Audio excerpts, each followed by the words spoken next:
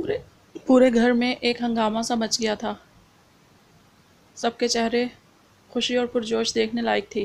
بس ان میں ایک چہرہ تھا جو مرجھایا ہوا تھا، اور وہ تھا نین کا، جو فوراً واپس لوٹ آئی تھی۔ خوف کا سبب کہیں وہ اس کو اپنی زندگی سے نکال نہ دے۔ نہیں نہیں، وہ اس سے الگ کیسے ہوگی؟ اس کی جان نہ نکل جائے، مگر وہ نین کے لیے خوش بھی، مگر وہ آیت کے لیے خوش بھی تھی۔ شاید ان کی زندگی میں آنے والا ایسا مہمان اپنی ماں کے مسائل کو حل کر دے، تبھی وہ خوش بھی تھی۔ مدیحہ کے پاؤں تو زمین پر نہیں ٹک رہے تھے۔ فوراً صوفیہ تنزیلہ اور نین کے ساتھ ہاسپٹل پہنچی تھی، جبکہ پریشی اور عمل نے بھی جانے کی ضد لگائی ہوئی تھی، لیکن سب انہیں کچھ دیر بعد کا کہہ کر ٹال گئے۔ وہ سب ہاسپٹل پہنچے۔ آیت اندر روم میں تھی۔ سب بچے اور اس کی ماں کے لیے دعا گو تھے، اور بمشکل انتظار کے بعد ایک پیاری سی روئی کے گالے جیسی بچی نرس نے ان کے ہاتھ میں لا کر تھما دی، جبکہ مدیحہ نے خوشی سے اسے چوم لیا۔ سب کے چہرے خوشی سے تمتما رہے تھے۔ آرز کو تو یقین ہی نہیں آ رہا تھا وہ اس کی بیٹی تھی، بالکل آیت جیسی تھی۔ گھر کے مردوں کو بھی اطلاع ملی تو وہ سب پہنچ گئے تھے ہاسپٹل۔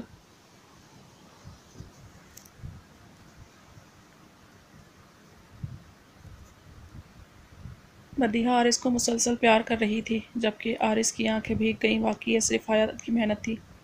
اس نے آیت کو بہت تکلیف دی تھی۔ اس بچے پر اس سے زیادہ آیت کا حق تھا۔ اس نے بچی کے گال پر پیار کیا تو بچی رونے لگی، اور کبیر نے اسے تھپڑ لگا کر الگ کر دیا۔ تمیز تم میں نام کی بھی نہیں ہے، اس نے کہا، اور مسکرا کر بچی کو لے لیا۔ نین کی نظریں بس کبیر پر تھیں۔ کبیر نے بھی نین کی جانب دیکھا۔ خاموش نظریں تھیں، کوئی تاثر نہیں تھا۔ نین کو لگا اس کا دم گھٹ جائے گا۔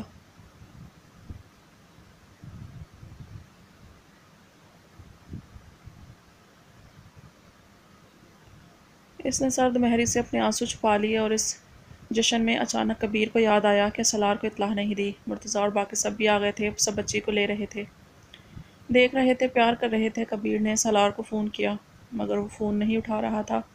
وہ جانتا تھا وہ کتنا ضدی ہے، مگر یہ خبر بھی تو اہم ہے۔ وہ بار بار ٹرائی کرتا رہا، مگر سالار نے فون کال نہیں اٹھائی۔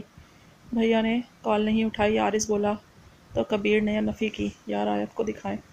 کبیر نے باپ سے بچی کو لے لیا۔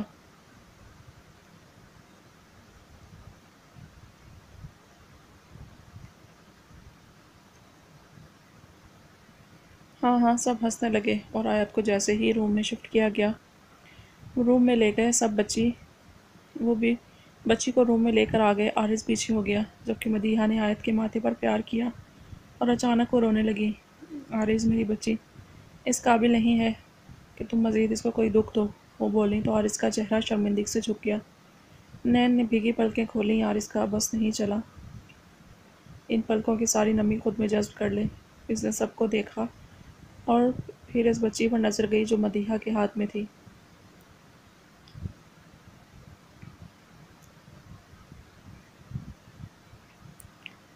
آیت نے آنکھیں دوبارہ بند کر لیں۔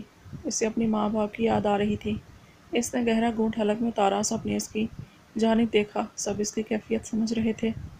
آرز چاہ کر بھی اس کے نزدیک نہیں جا سکتا تھا۔ مدیحہ نے پھر سے اس کو پیار کیا۔ تائی امی، آیت نے ان کا ہاتھ پکڑ لیا۔ وہ جانتی تھی یہ اس کا رب کس طرح اس نے اس بچے کو خود میں رکھا تھا، اور کس طرح اس کے وجود نے اسے ماں کا رتبہ دیا تھا۔ میری بچی، بس اب مزید مت رو، اب تمہارے رونے کے دن ختم ہو گئے ہیں۔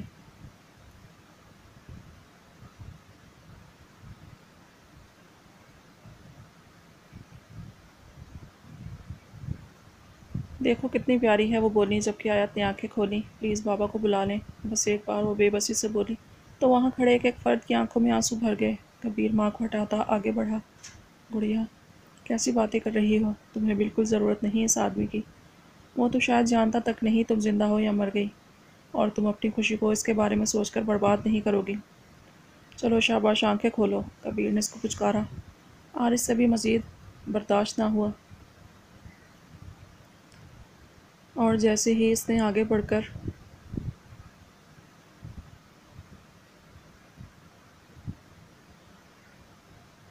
آیت کا ہاتھ تھاما، آیت نے آنکھیں کھول لیں۔ آرز کی نظر آیت پر گئی، جس نے سب کے سامنے اس کی ہتھیلیوں کو چوما تھا۔ بہت خاص ہو تم میرے لیے، وہ جذبات سے چور لہجے میں بولا، جیسے بھول گیا ہو سارا خاندان کھڑا ہے۔ اس کے ارد گرد میں مانتا ہوں میں نے جو کیا غلط کیا۔ اگر میں یہ کہوں کہ میں نے تمہیں بچانے کے لیے یہ سب کیا تھا تو شاید تم مانو گی نہیں۔ تو میں اپنا قصور مانتا ہوں، اور آج آخری بار، بس مجھے ایک اور موقع دے دو۔ میں تمہارے بنا نہیں رہ سکتا، اور میں اپنے بچے کے بنا بھی نہیں رہ سکتا۔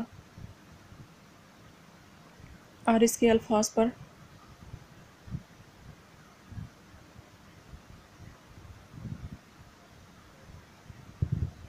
آیت اور بھی پھوٹ پھوٹ کر رو دی۔ نین بھی آگے بڑھی۔ یہ آیت تمہاری زندگی کی نئی شروعات ہے، تم ایک موقع دو آرس کو۔ نین نے اس کو پیار کیا۔ تو آیت خاموش ہو گئی۔ وہ کچھ نہیں بولی تھی۔ اس نے اٹھنے کی کوشش کی اور اپنی بچی کو بازو میں بھر لیا۔ اس کا صبر کا پھل تھا یہ، جس طرح وہ اپنی بچی کو چوم رہی تھی۔ سب ہی اشک بار نظروں سے اسے دیکھتے رہے۔ آرس بھی وہیں کھڑا تھا۔ آیت نے اس کی جانب دیکھا۔ نہیں معاف کروں گی میں آپ کو، اور یہ بالکل آپ کی بیٹی نہیں ہے۔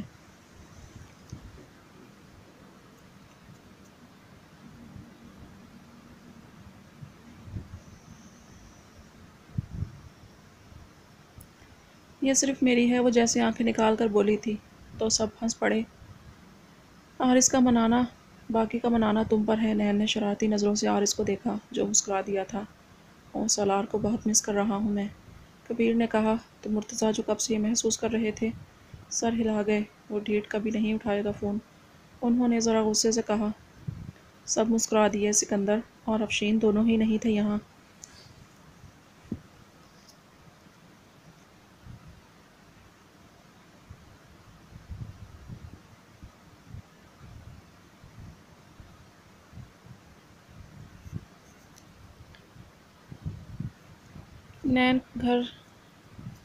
زین گھر لوٹا تو اسے خبر ملی۔ وہ فوراً اس نے بھاگنے کی تھی۔ کبیر نے عفان کو بھی اطلاع دے دی تھی، اور آج اس کی ماں اور وہ دونوں آ رہے تھے۔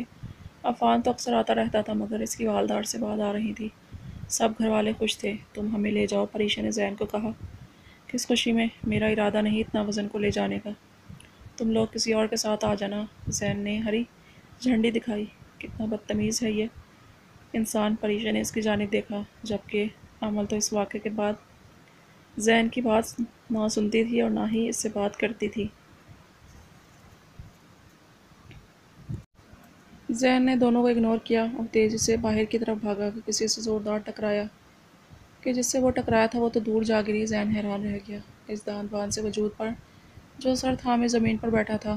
اس نے جھک کر دیکھا، اور رمشا کو دیکھ کر وہ شاک کی سی کیفیت میں رہ گیا۔ پریشا اور عمل فوراً رمشا تک پہنچی تھی۔ تم ٹھیک ہو؟ اس ہاتھی کو تو چلنے کی تمیز ہی نہیں، پریشا نے کہا۔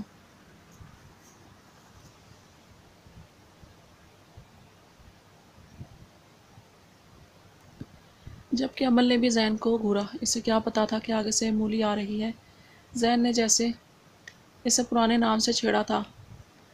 افشین وہاں آ گئی تھی، اور رمشا شاید دنیا کی پہلی لڑکی تھی۔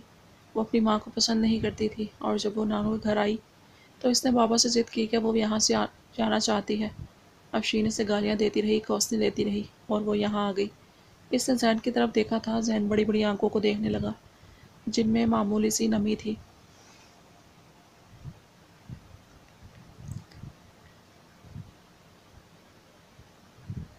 رمشا کو پریشا اور عمل نے اٹھایا اور اسے اندر لے گئی، جبکہ زین اس نازک مزاجی پر مسکرا دیا، اور اچانک اسے یاد آیا وہ چاچو بن چکا ہے۔ وہ دوڑ کر نکلا تھا گھر سے۔ سالار ضروری کال آنے پر جا چکا تھا۔ زمل اپنا چہرہ دیکھ رہی تھی، جس پر ایک نیلا نشان تھا۔ وہ شرما سی گئی۔ کیسا انسان تھا وہ، لاپرواہ، ہر جذبے میں بے دھڑک۔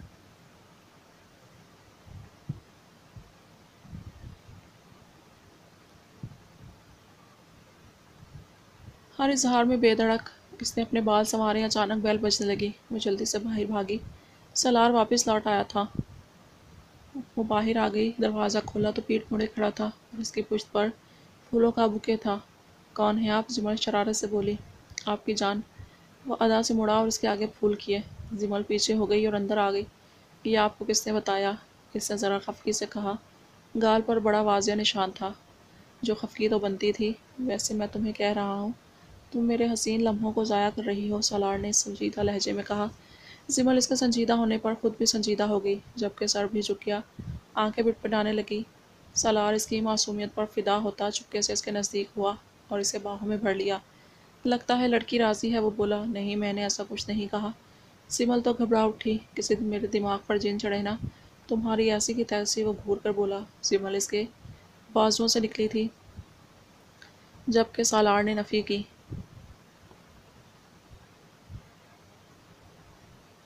प्लीज़ छोड़ें मुझे, शक्ति बोली। मैंने कब पकड़ा है, तुम ही चिपक रही हो। सालार ने आड़े हाथों लिया। जिमर इसके शाने पर मुक्का मार गई। आप कितना तंग करते हैं। लो, मैंने तंग किया ही कब है। इसने सर झटका और जिमल के एहतजाज करते वजूद को खुद में कैद करता एकदम से इसके चेहरे पर झुका। जिमल की आंखें फट सी गईं। इसके लम्ब से दिल तेजी से धड़का। सालार ने एक हाथ से इसकी आंखें बंद कर दी, जबकि दूसरा हाथ इसकी गर्दन में हाइल करके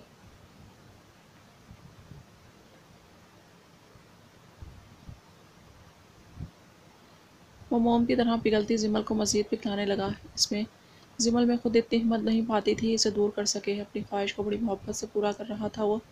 लम्हे सरक रहे थे, माहौल में खुमार बढ़ रहा था। मोहब्बत करते दिल एक दूसरे के संग थे और इस माहौल की सहर अंगेजी मोबाइल की वाइब्रेशन ने तोड़ी। सालार तो पीछे नहीं हटा, अलबत्ता ने जिमल ने झटका दिया। कोई डैश चीज़ हो तुम, वो गुस्से से चिल्लाया। जिमल जबकि कमरे में भाग गई। सालार ने फ़ोन देखा और कबीर की कॉल गुस्से से अटेंड कर ली।